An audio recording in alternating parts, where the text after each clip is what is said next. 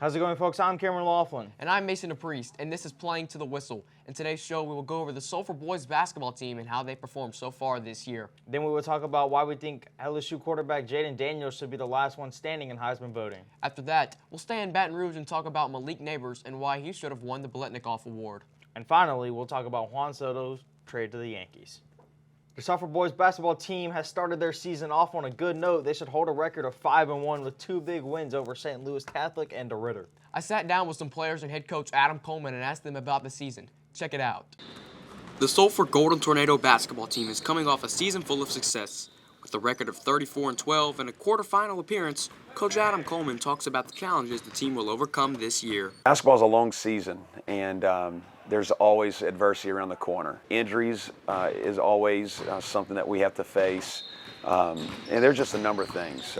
Every year you're going to deal with something, which is part of the growth and maturity of these players, these student athletes becoming young men. Size this season won't be a problem. Starting center John David LaFleur is 6'8", and both guards are 6'1". Obviously with JD, we're just bigger now, and then even our guards are all just bigger. Another positive for the team is the experience these guys have. 4 of the 5 starters got playtime in the playoffs last season. It's that these guys have worked incredibly hard off season and still continue to do that today. They want to represent our school body. They want to represent our community. And again, we want people to get behind us. All of the players have one goal this season. To be the standard of Louisiana 5A and win a state championship. We gonna win it. We're gonna try to get to the Burton and then win it. First got one district, and yeah. The Tours will play in the Iowa High School Tournament December 14th through 16th. If you keep up with college football, then you know the name Jaden Daniels. He's had a monster season this year and is a Heisman frontrunner. Daniels leads the nation in quarterback rating and yards per attempt. He had a completion percentage of 72.2% and a total of 4,946 yards and an even 50 touchdowns. The Tigers will play against Wisconsin in the Really Quest Bowl on January 1st, 2024. Daniels is questionable to play in that game. On the topic of LSU, let's talk about Malik Neighbors and how he was a finalist for the Biletnikoff Award. The award is given to the best wide receiver in the country. Neighbors was Jaden Daniels' favorite target this season. He led the nation in receptions with 86, receiving touchdowns with 15, and total receiving yards with 1,546. Cameron, he's had the best season by any wide receiver in college football by far the best season by any wide receiver in college football, but his name just isn't Marvin Harrison Jr. Marvin Harrison Jr. won the Biletnikoff Award. Statistically, he should have came in last behind Roma Dunze and Malik Neighbors. Yeah. Let's take a look at the stats right here. Malik Neighbors, receiving yards, 1,546. Roma Dunze, 1,428. And then Marvin Harrison Jr., 1,211. Out of the 3 finalists, Roma Dunze, Marvin Harrison, and Malik Neighbors, Marvin Harrison came in last. Malik Neighbors led all 3 in touchdowns with 15. Yeah. Dunze and Marvin Harrison Jr. had 14. And then in receptions, Marvin Harrison Jr. had 67. And then Roma Dunze had 81. And Malik Neighbors had 86. So, here's the thing. I feel like without Malik Neighbors, this team does not get very far. They finish maybe, 7-5 in SEC. They're not going to get to 9-3 or 10-2 or 11-1 like all the other SEC teams, especially without Malik Neighbors and Jaden Daniels. So, one reason I think personally why Marvin Harrison Jr. won the award is because he had Kyle McCord, that quarterback. He was a 5-star coming out of high school. Everyone thought he was going to do big things, but Kyle McCord, he didn't really show up this year as a junior, and he didn't play to his best ability. So he's actually in the transfer portal now, Kyle McCord. So yeah, that's why I think Marvin Harrison Jr. won the Biletnikoff Award over Roma Dunze and Malik Neighbors. But Malik Neighbors, he is playing in the Really Quest Bowl, and he's 22 yards away from breaking LSU's receiving yards record. Right now, it's held by Josh Reed. So yeah, that's going to be exciting to see. He actually broke the receptions record for LSU on Saturday against Texas A&M. So yeah. Which is, really hard to do, especially in terms of SEC teams and, facing up against those big guys. Especially in the history of LSU wide receivers. Yes. Justin Justin Jefferson, Jamar Chase, Odo Beckham, Jarvis Landry, Josh Reed, all those kind of guys. And then just come in and create a legacy. It's awesome to see.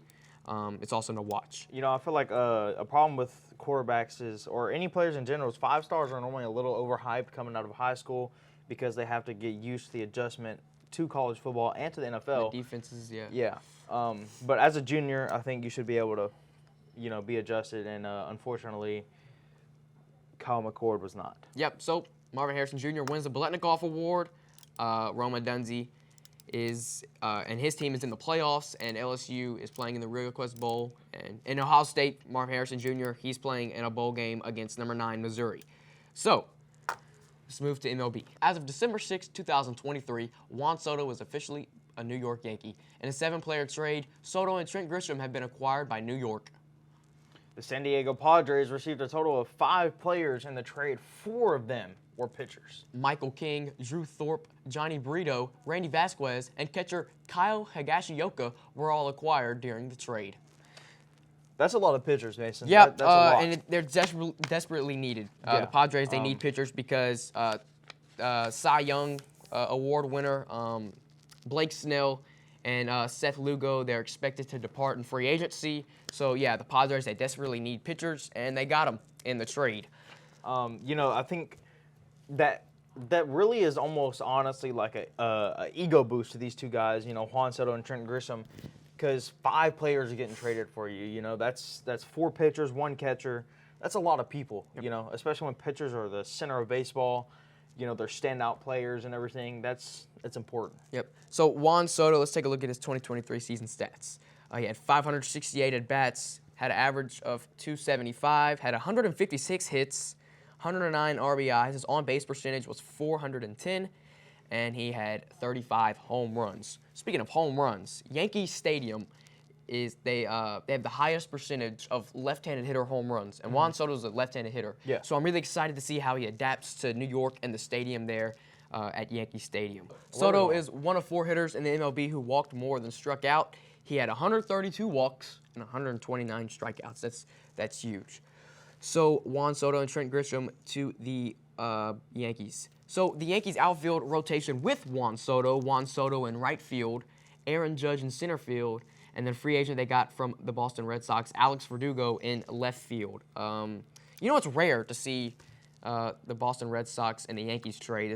You never see rivals trade with each other, so when that came out, I was kind of surprised. It's going to be a pretty big outfield.